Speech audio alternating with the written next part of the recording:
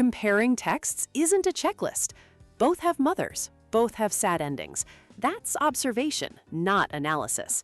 True comparison is about making two texts have a conversation across time.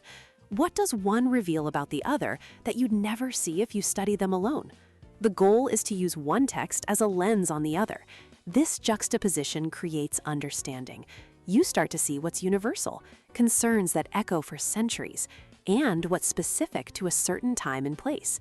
This is where real insight is born. For instance, Jane Austen had to write a marriage plot in 1813. It was the primary narrative available for women.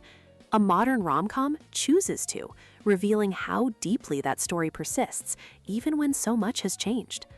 A powerful method is thematic mapping. Pick a shared theme, like power and resistance, and map how each text tackles it. Take 1984 and The Handmaid's Tale. Both explore totalitarian control.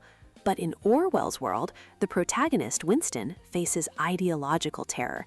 His mind is the ultimate battleground. In Atwood's Gilead, the protagonist, Offred, faces patriarchal, bodily control. Her reproductive capacity is colonized by the state. The dialogue between them reveals something crucial. Totalitarianism adapts. It targets men through their thoughts and women through their bodies. That's the kind of insight you only get by placing them side by side. So avoid the traps. Don't just say one text is a novel and the other is a play.